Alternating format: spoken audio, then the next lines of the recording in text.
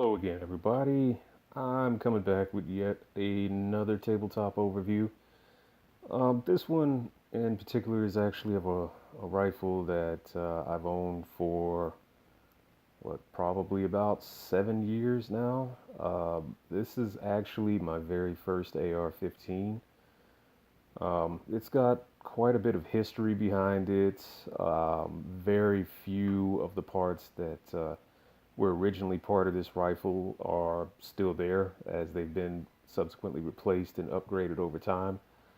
But yeah, this is the one rifle that got me into building ARs and just shooting ARs and eventually falling in love with them. This is actually a 16-inch mid-length AR-15. Most of the components within this particular rifle, again, they were upgraded or replaced over time, but it originally started off its life as a complete Rainier Arms lower receiver that was made it to a complete Palmetto State Armory upper receiver. And it looked substantially different when the rifle was first put together.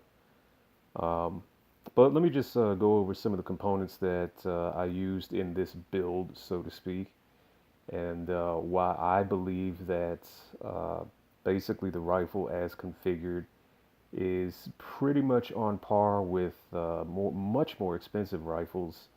And personally, I believe this rifle could go toe to toe with, your Bravo companies or BCMs and Daniel Defenses without even batting an eye.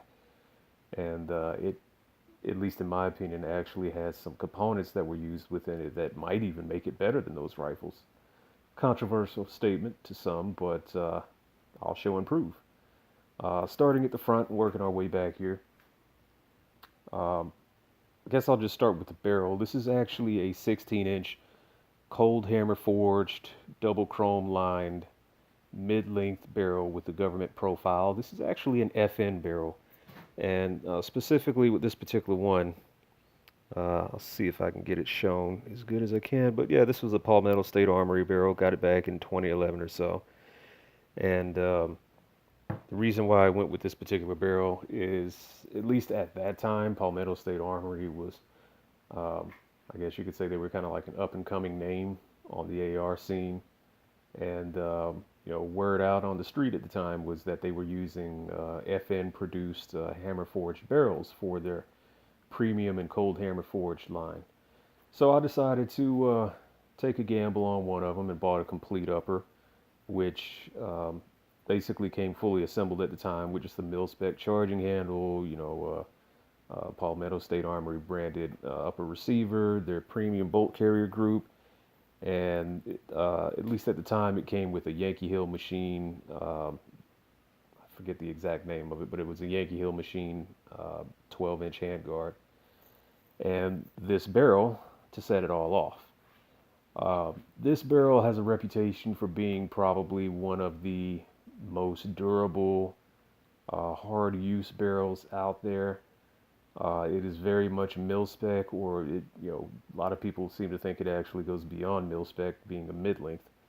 But this is probably one of the more high end barrels that you can use for an AR-15 build.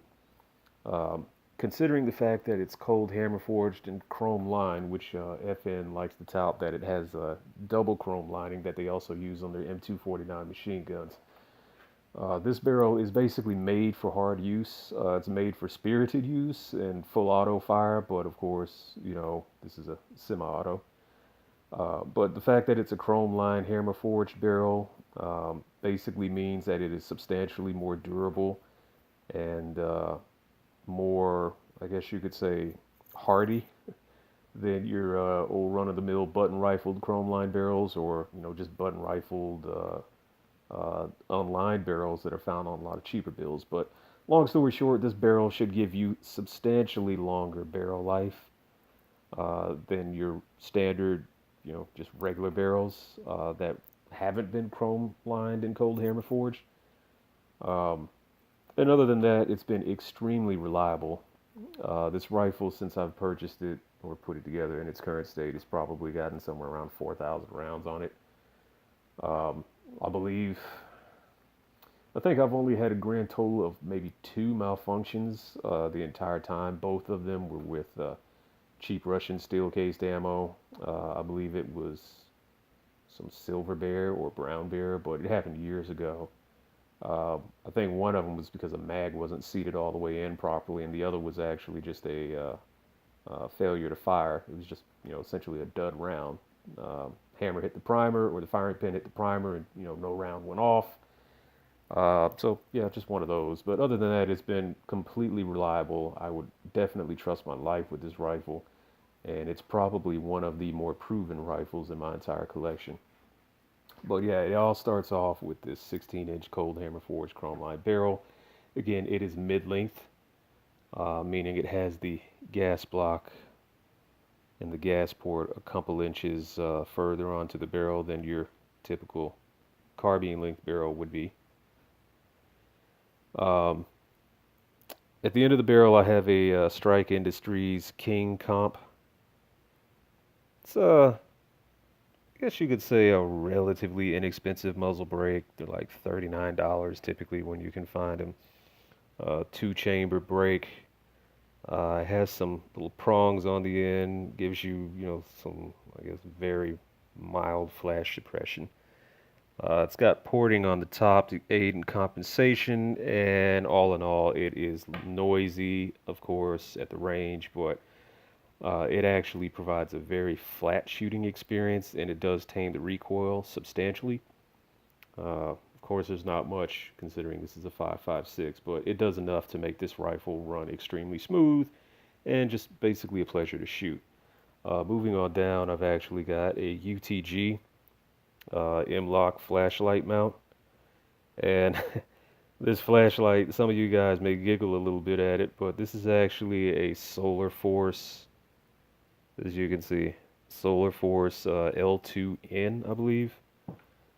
Um, it's basically like a Chinese clone of the Surefire P60s or something like that. But basically, the reason why I decided to go with this light, which I will say it has actually not using the Solar Force made bulb module that came with it stock. I actually ended up replacing that with a what was it? I think it's a Surefire bulb module. But yeah, these lights are cool because the bodies of them are fantastic. I mean, they're made of aircraft grade aluminum. They're very hardy. I've actually had this particular light for probably like 6 years now. And other than just having to replace the bulb with, you know, one that was basically built a lot better, it's held up quite nicely. Has a very bright light, as you can see. Just, momentary button pressing to turn it on, or momentary on with this little button press.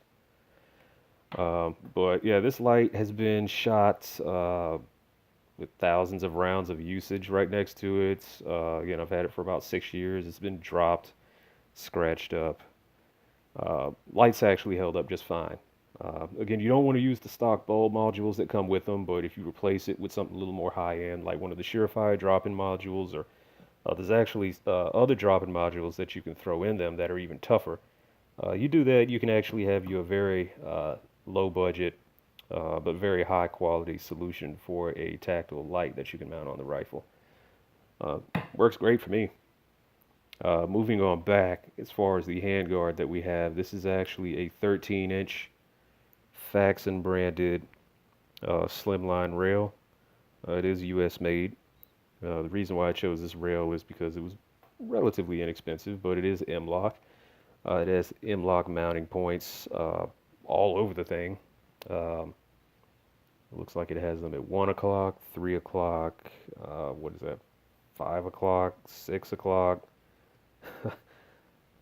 7 o'clock, 9 o'clock, 11 o'clock. They're all over the place, and they are usable. Um, this rail is very lightweight. It's very slim, very easy to grip, and it actually does have, as you can see, anti-rotation tabs right here. It is held into place with these two screws. As long as you torque them properly, which personally I also apply a little bit of blue Loctite as well. This thing isn't going anywhere. It basically slides over a proprietary, geez, proprietary barrel nut, and you do have to kind of force it over the barrel nut. It's not loose by any stretch. And then it just essentially clamps on with these two screws, and it's very snug, very, very snug. The two anti-rotation tabs, of course, keep it from rotating. So if it's dropped, or if it experiences any hard impacts, it's not going to shift. At least not too much. And yeah, I've got some Strike Industries M-Lock rail panels covering it, just in the areas that my hands typically would touch the rail to keep it from getting burnt if it ever gets a little warm. I also have a UTG M-Lock QD attachment. Just have it on this side because I'm a lefty, so my sling is over on this side as well. We have a Magpul RFG, or RVG, I should say, mounted to the bottom of the rail. I'm not going to be able to show it very well, but the gas block is actually dimpled into place, which I did myself, yes. The barrel does not come dimpled, but I used a carbide drill bit to drill some dimples into the barrel. That way the gas block would be fixed into place a lot better than just, having the set screws rest against the barrel. Much more secure setup. Trusted a lot more as well. Stainless steel gas tube, mid-length gas tube, of course. I have a little just cheap rubber rail covers on the top just to protect the rail and gives a little extra grip for wrapping my hand around it when it's in use.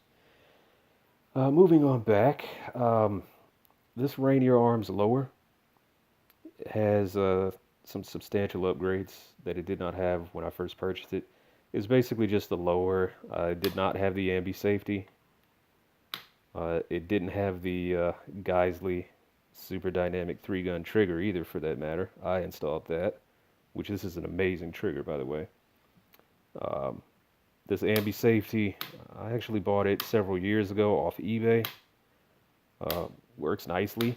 It's just held into place by a screw that goes into the safety shaft. A little bit of blue Loctite. It's not going anywhere. Other than that, it works fine.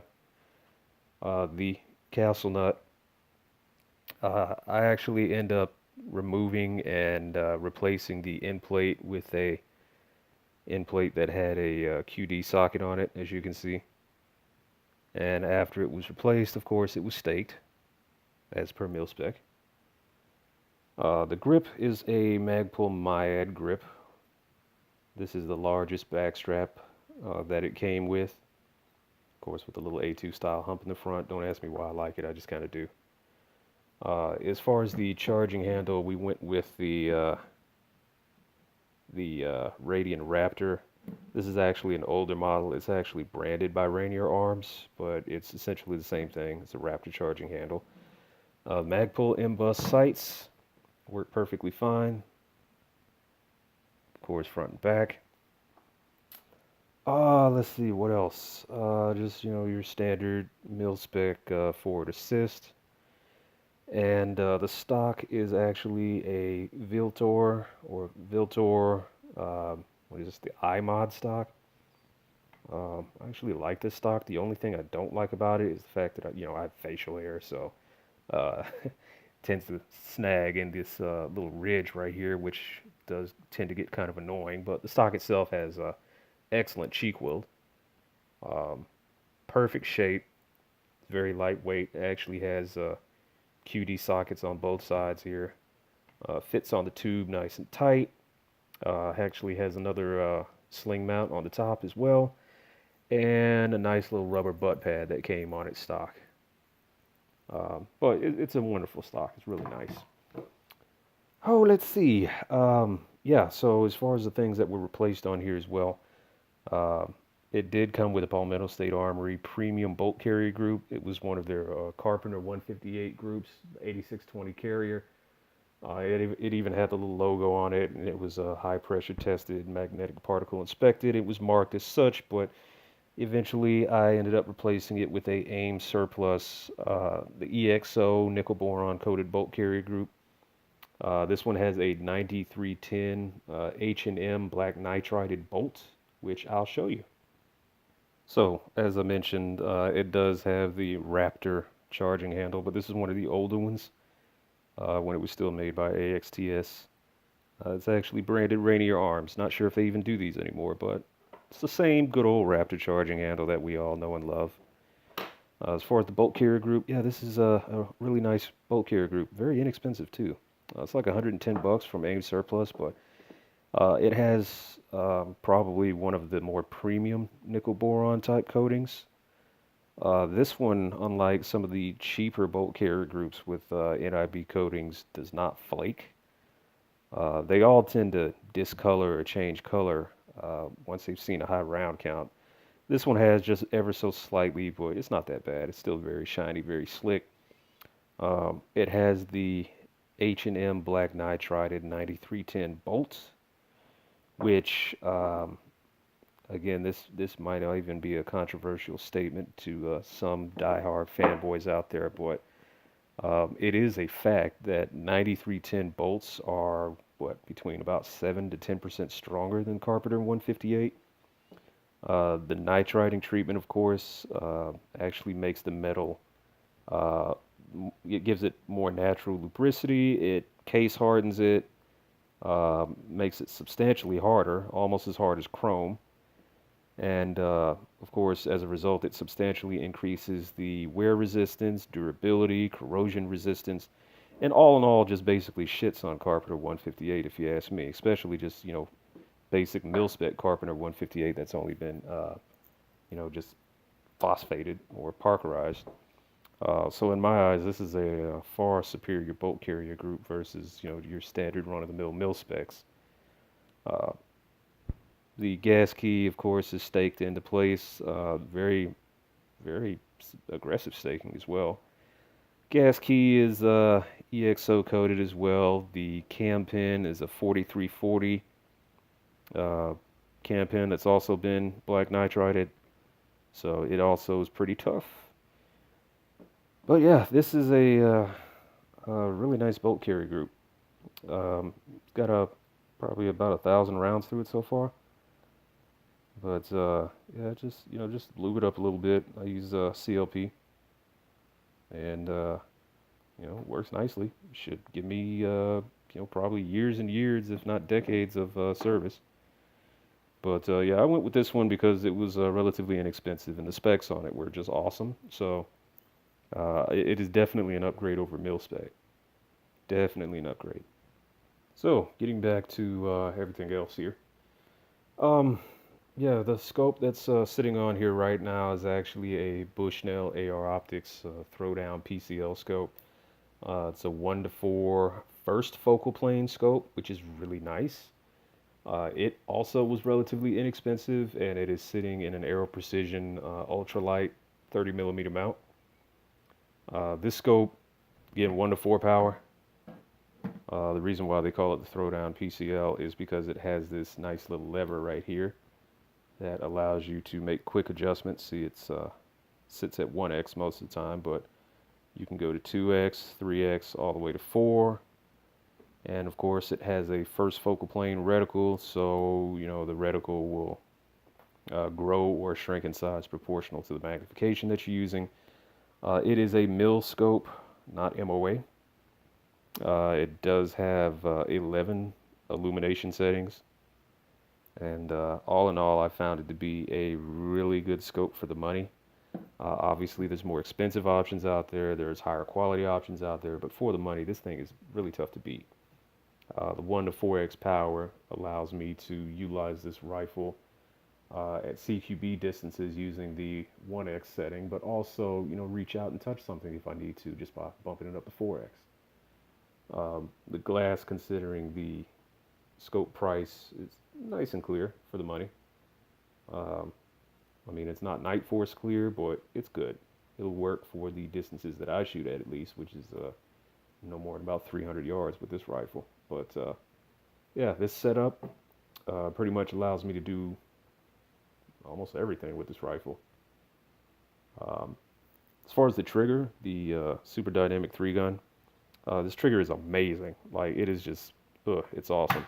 Not cheap, but it is awesome. Just to give you an example of what it's like here, it is a single stage trigger. It has an extremely short pull, an extremely short reset. Has a little bit of over travel as well, but just to show you, for example, what it's like, it's very solid. No wiggle in it at all. It is a flat trigger, which does make it more conducive to rapid fire and spirited shooting. But check this out. Yeah, that's it. A little bit of over travel, as you see. And check out this reset. Super short. But yeah, this is an amazing trigger. Anybody who's into rapid fire or three gun competition type stuff, or just wants a badass trigger, I mean, in my opinion, this is probably like the best single stage trigger on the market. Uh, some people may disagree, but it's awesome. Can't speak highly enough of it. As far as these mags are pretty neat. They're actually HK branded mags made in Germany.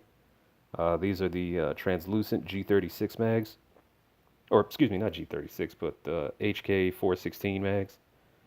Um, I think they have been discontinued or they've been replaced by a newer model.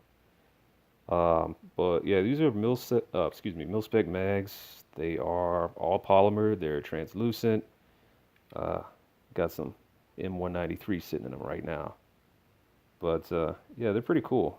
They're pretty hard to find now. I mean, I think you still can find them if you look hard enough. Um, but yeah, they're pretty cool. They give your rifle a really unique look. I like them quite a bit. Picked up quite a few of them when I could, thankfully.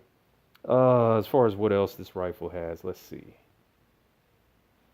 So, taking a look at the other side, not much more to go over, just a few things, I guess. As you can see, this was started off life as a Palmetto State Armory upper receiver. Uh, Basically, that and the barrel are the only things Palmetto State Armory left on this thing. Uh, Ambi receiver, short throw on this side. I am a lefty. We actually have an ambidextrous magazine release, as you can see. Now this is, I actually got this magazine release off eBay. It was like 29 bucks.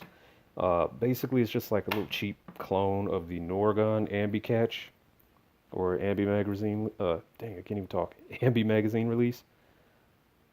Um, it works perfectly. I can't complain. It's been in this rifle for a couple of years now. I've never had a problem with it. It's just a mag release. I mean, if you want an Ambi mag release, I mean, I guess it's something that you might want to take a look at. But hey, it works perfectly. I mean, I don't see any reason to spend any extra money on some of those like super expensive 60, 70, $80 mag releases when all they do is just drop your mag. It's kind of stupid in my opinion, but hey, this thing works. But other than that, I mean, that's pretty much all I can think of with this rifle. Again, this was like my first ever AR. I fell in love with ARs after I got this rifle and configured it as you see. And I mean, I would very much consider this a budget rifle. It's got some high quality parts hidden in it, yes, but I mean, this thing, it can run toe to toe with BCMs and Daniel defenses all day. I did forget to mention, but uh, in the buffer assembly here, it actually has a H-weighted carbine buffer, so I guess you could say an H buffer.